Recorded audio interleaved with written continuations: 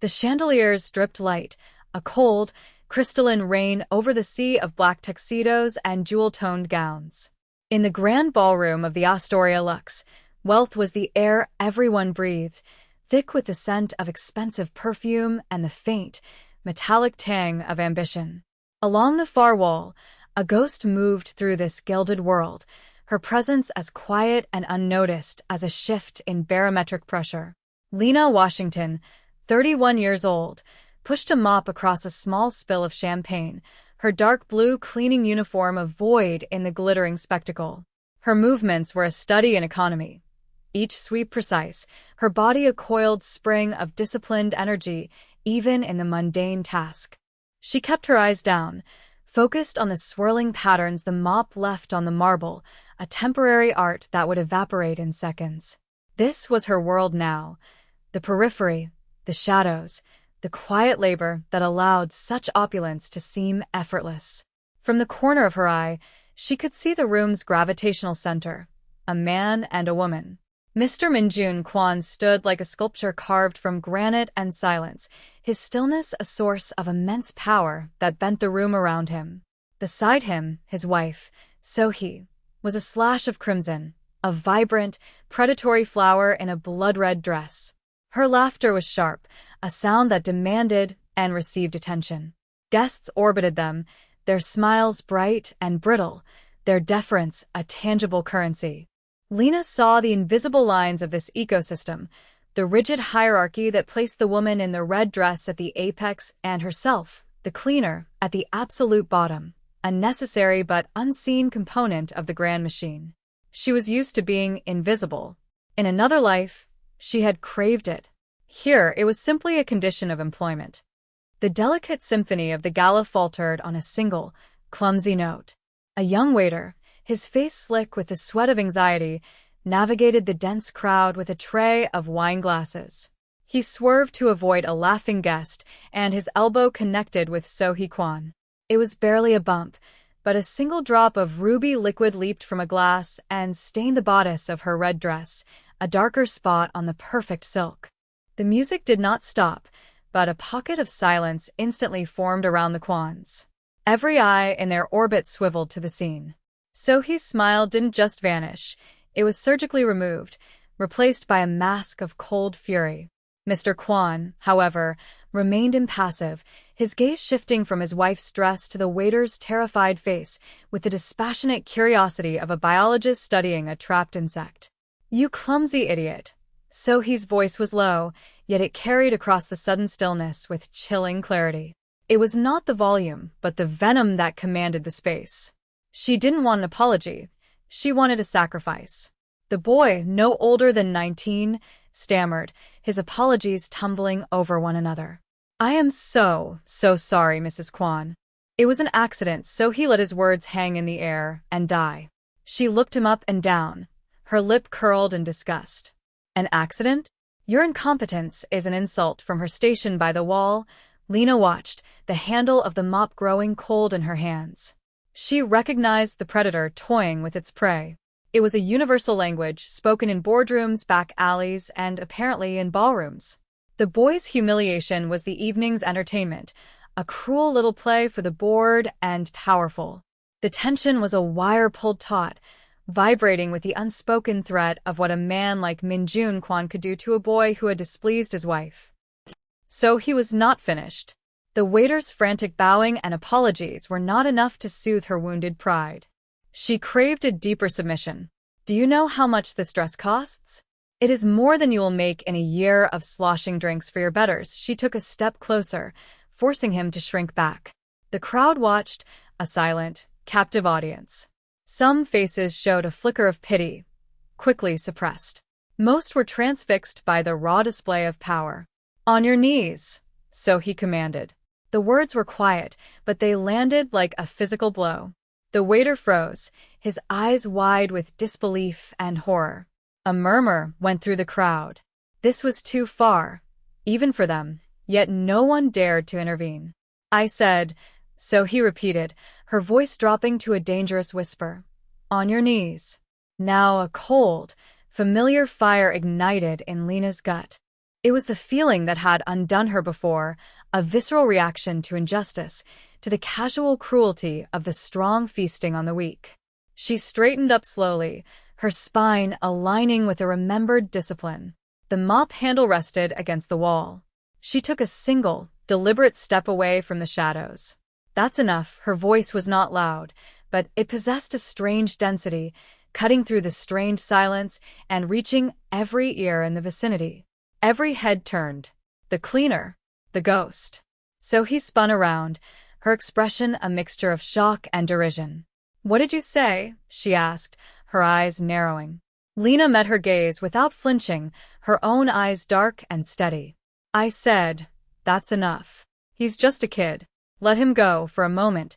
So he seemed too stunned to speak. Then, a sharp, ugly laugh escaped her lips. The sheer audacity was amusing.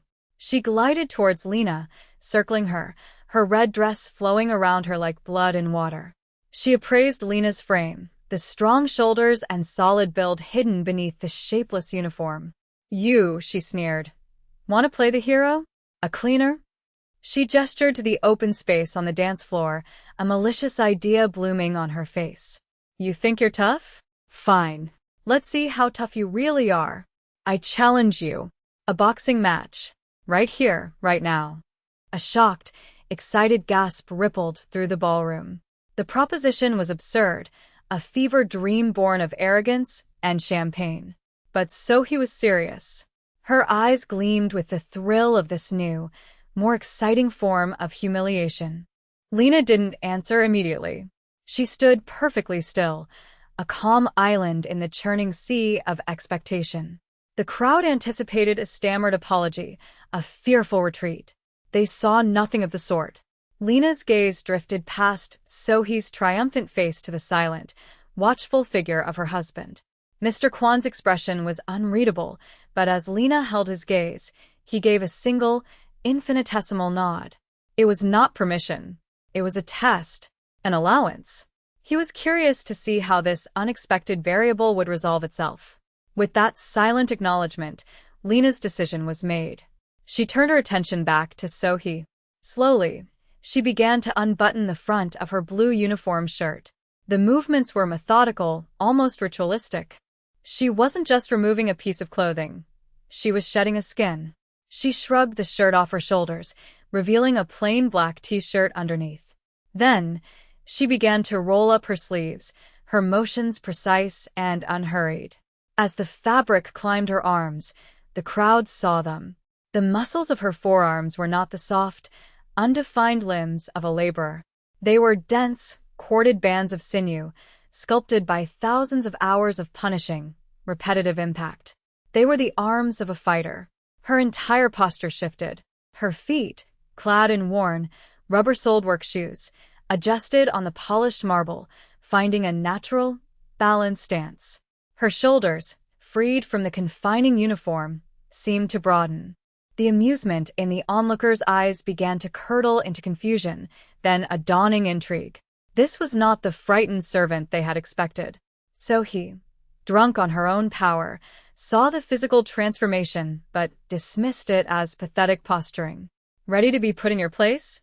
she mocked, a cruel smile playing on her lips. Lena said nothing. She simply finished rolling her sleeves and let her hands fall to her sides, waiting. Sohee, who had likely spent a few weekends in a trendy cardio boxing class, adopted what she thought was a formidable fighting stance. She raised her fists awkwardly near her face, her designer heels a terrible anchor on the slick floor. She was playing a part, the dominant warrior queen, for her audience. With a sharp exhalation, she threw a wild, looping right hand aimed at Lena's head. It was a telegraphed, clumsy blow, powered more by ego than technique. Lena didn't flinch. She didn't retreat. She didn't even raise her hands to block. In a liquid motion of impossible subtlety, she simply shifted her head about 2 inches to her left. The punch, carrying all of Sohee's forward momentum, sliced through the air where her face had just been, whistling past her ear with a faint rush of displaced air. The sheer economy of the movement was breathtaking. It was an act of profound, almost insulting, control. Sohee, having thrown her weight into a punch that met nothing but atmosphere, stumbled forward, her balance broken. She caught herself before she fell, but her grace was shattered. A collective gasp, sharp and involuntary, swept the room. Mr. Kwan's eyes, which had been hooded and bored, sharpened with a flicker of genuine interest. Lena remained rooted to her spot, a study in absolute stillness. Her hands were still down, relaxed at her sides. She hadn't offered a single offensive or defensive gesture, yet she was in total command. "Is that all?" Lena's voice was low, devoid of mockery. It was a simple, honest question, which only made it more devastating. The question hung in the air, stripping away the last of Sohee's theatrical bravado. Humiliation burned on her cheeks. Enraged, she lunged again, abandoning any pretense of form. She became a flurry of red silk and flailing limbs, a chaotic whirlwind of slaps and poorly aimed punches. Lena became a ghost. She didn't back away. She moved with her, within the storm, a slight turn of the shoulder here, a dip of the knees there, a half step, a subtle pivot. Sohee's fists met empty space again and again. Lena was an untouchable phantom, her dark, simple clothes a stark contrast to the frantic, useless rage of the woman in red. This was no longer a fight. It was a lesson. Sohee's frantic assault slowed, her lungs burning. The elegant dress was now creased, her carefully styled hair falling in disarray around her face. Her rage was dissolving into a gasping, desperate frustration, and beneath that, a seed of cold, dawning horror. She was making a fool of herself. She was losing. The cleaner wasn't fighting back. She was simply allowing her to fail. Lena decided the demonstration was over. As Sohee swung a final, exhausted blow, Lena moved. It was the first time her hands came up. Her left hand rose, not in a block, but to gently cup Sohee's incoming wrist, halting its momentum with impossible ease. Her right hand came to rest on Sohee's shoulder, the touch light, almost delicate. There was no violence in the contact, no aggression. But in that simple, two-point hold, there was absolute finality. Sohee was immobilized, held fast by a strength that was as quiet as it was immovable. She struggled for a second, pushing against Lena's grip, but it was like trying to move a statue bolted to the floor. The power reversal was complete and devastatingly public. The entire ballroom was held in a state of suspended animation, the silence so profound it felt like a physical weight. Lena leaned in, her lips close to Sohee's ear, her voice a low whisper meant only for her. "Power isn't the dress you wear or the man you married. It's what you can do when all of that is stripped away." Lena paused, letting the words sink in. "And right now, stripped away, you are nothing." She released her grip. Sohee stumbled backward, catching her heel on the marble and nearly falling. Her face was a canvas of shock, fury, and a humiliation so profound it was visceral. The social hierarchy of the room had not just been challenged, it had been inverted and shattered in less than a minute. Across the floor, Mr. Minjun Kwan watched, his face a mask of stone. But his eyes, fixed on Lena, held a new light. It was the look of a man who had just discovered a rare and dangerous artifact in a place he never expected to find one. Without another word, Lena turned her back on the scene. She walked calmly to the wall, the crowd parting for her as if she were royalty. She picked up her folded uniform shirt, methodically unrolled the sleeves of her t-shirt, and slipped the blue button-down on. Her movements were just as they were before, economical, disciplined, quiet. She was a cleaner again. But everyone in the room saw her differently now. She was a ghost who had shown her form, and the memory of it would haunt this space. She clocked out and left the building, the cool night air a balm on her skin. The next morning, her supervisor called. She was fired, of course. A formal, regretful termination for inappropriate conduct, but when she went to pick up her final paycheck, the envelope was heavy. Inside was not just her due wages, but a cashier's check for $50,000. It wasn't severance. It was a message. A question.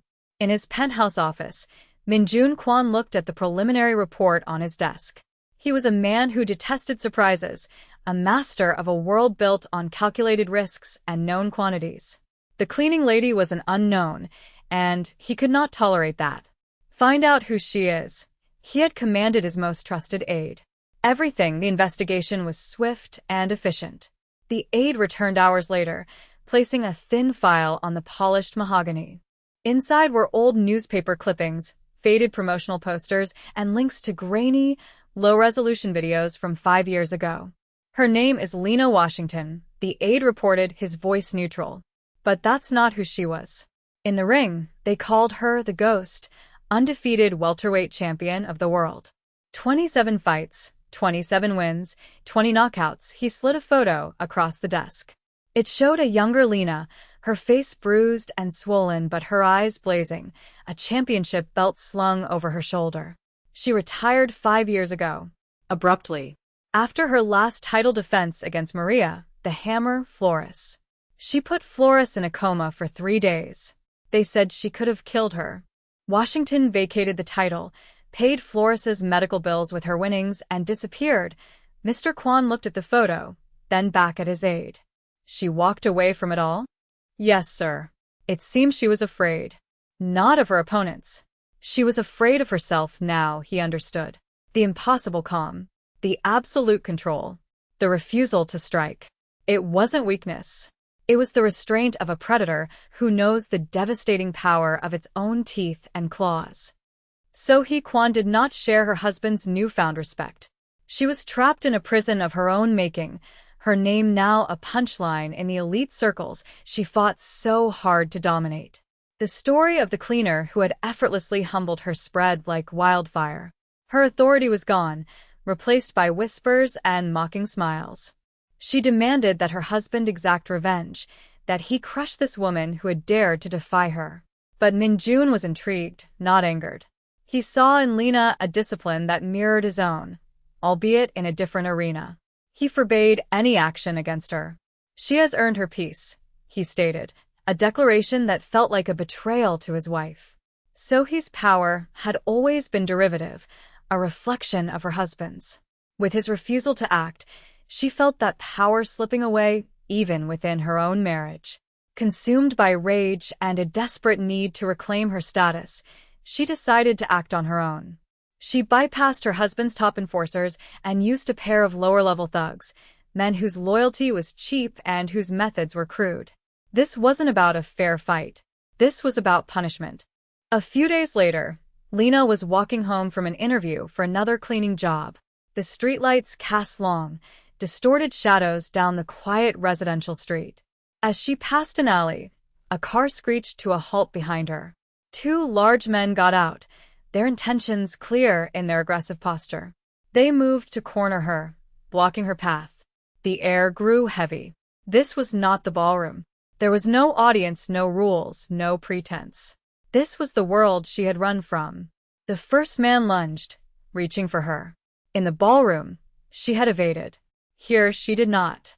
Her left hand shot out, deflecting his arm while her right foot stomped down hard on his kneecap. A wet, cracking sound echoed in the alley, and the man screamed, collapsing. The second man, momentarily stunned, charged forward. Lena pivoted, her body a blur of motion. She didn't throw a punch. She drove her elbow upward into his jaw as he came in. The impact was sickeningly solid. His eyes rolled back in his head, and he crumpled to the pavement, unconscious before he hit the ground. It was over in less than 5 seconds. Brutal, efficient, final. She looked down at the 2 broken men, a cold, familiar sickness rising in her throat. This was the part of herself she had tried to bury. She turned and walked away into the darkness, her stride unbroken. When she got to her small apartment, she pulled out her phone and dialed a number she hadn't called in years. An old, gravelly voice answered on the second ring. "Pops," she said, her own voice tight. "It's Lena. I think I'm in trouble." Min-jun Kwan was a patient man, but his patience had its limits. When he learned of his wife's flagrant disobedience and the spectacular failure of her brutish attempt at revenge, his fury was cold and absolute. The two thugs were dealt with in a way that ensured they would never fail or serve anyone again. His wife was confined to their penthouse, stripped of her access to his resources, her powerlessness now a stark and inescapable reality. The dishonor she had brought upon his name had to be cleansed. But this was a delicate matter. Lena Washington was not a common adversary to be crushed.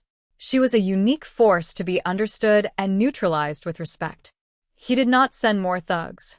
He sent a black sedan with a polite, impeccably dressed driver, who found Lena as she was leaving her apartment the next day. The driver bowed slightly. "Ms. Washington," he said, his tone deferential. "Mr. Kwon requests the honor of a meeting with you. At your convenience." Lena had spoken at length with Pops Callahan, her old coach. He had listened to the whole story without interruption, his weathered face grim. "This Kwon," he had said, "he's not a street brawler. He's a king. Kings don't like loose cannons in their kingdom, but they respect other sovereigns. You gotta meet him. On your terms." Lena looked at the driver, then at the gleaming car. "I'll come," she said. Now, the meeting took place in a sterile office high above the city, the view a breathtaking panorama of lights. There was no one else present. Just Minjun Kwon, standing by the window, and Lena, who stood near the door. The vast space between them hummed with unspoken tension. Kwon turned from the window. "Ms. Washington, thank you for coming." He gestured to a chair she did not take. "My wife's actions were unsanctioned and have brought me great dishonor. I offer you my sincerest apology." Lena's expression remained unchanged. "An apology doesn't fix what she did. She sent men to hurt me." "I am aware," Kwon said, his voice flat. "They have been disciplined. My wife has been disciplined." He walked to his desk and slid a check across its polished surface. The number written on it was astronomical. "This is for your trouble. A compensation for the insult." Lena glanced at the check, then met his eyes. "I don't want your money," her voice was firm. "I want this to be over. I walked away from a world of violence 5 years ago. I buried that part of myself, for a reason. I will not be dragged back into it." Kwon studied her, truly seeing her for the first time. He saw not a cleaner or a boxer, but a woman of immense, terrifying self-control. It was the highest virtue in his world. "Then what is it you want?" he asked, the question genuine. "Leave me alone," she said, her words precise and heavy. "All of you. And teach your wife a lesson about power. Tell her that the most dangerous people in the world aren't the ones who have everything. They're the ones who have nothing left to lose." It was the final confrontation, not of fists, but of wills. A king of the underworld and a queen in exile. He recognized her sovereignty. He gave a slow, deliberate nod. "You have my word. You will not be troubled by me or my house again." Lena left the sterile office and the silent man within it, the city lights spreading out below her like a fallen constellation. She didn't look back. The world of Minjun Kwon, with its gilded cages and silent violence, was not hers. She had only ever wanted a quiet life, a peace she had to fight, paradoxically, to maintain. Days later, the familiar, pungent scent of sweat, old leather, and rubbing alcohol filled her senses. She was home. The old community gym was a world away from the Astoria Lux, its paint peeling, its equipment worn and scarred from decades of use. Pops Callahan, his face a roadmap of a long, hard life, expertly wrapped her hands in long strips of white cloth. He worked in silence, his movements practiced and comforting. He didn't ask about the meeting. He didn't need to. The fact that she was here, wrapping her hands, was answer enough. "You think he'll keep his word?" Pops asked finally, his voice a low gravel as he secured the tape around her wrist. "He will," Lena said, flexing her newly wrapped fist. "He's a man who understands boundaries. I just had to show him where mine was." She wasn't training for a prize fight. There was no opponent, no purse, no screaming crowd. She was training for herself. She approached the heavy bag, a worn leather cylinder that hung from the ceiling like a silent sentinel. She settled into her stance. The first punch was a jab, a sharp, clean thud that echoed in the cavernous space. Then came another and another. A rhythm began to build. Jab, cross, hook, thud, thud, thwack. It was a kind of meditation, a physical prayer. Each impact was a reclamation of the power she had once feared. It was no longer a weapon to be used against others, but a tool for forging her own inner peace. Her mind went back to the ballroom, to the woman in the red dress. So he saw strength in what she could command, what she could buy, who she could humiliate. The world saw strength in money and status. Lena had learned, the hard way, that true strength was in the opposite. It was in the control to not strike, the discipline to walk away, the courage to be invisible until the moment you could no longer afford to be. The rhythmic drumming of her gloves on the bag was the only sound. It was the sound of a woman finding her balance in a world that sought to knock her down. She was not the ghost, the retired champion. She was not the cleaning lady from the gala. She was Lena. And for the first time in a long time, that was enough.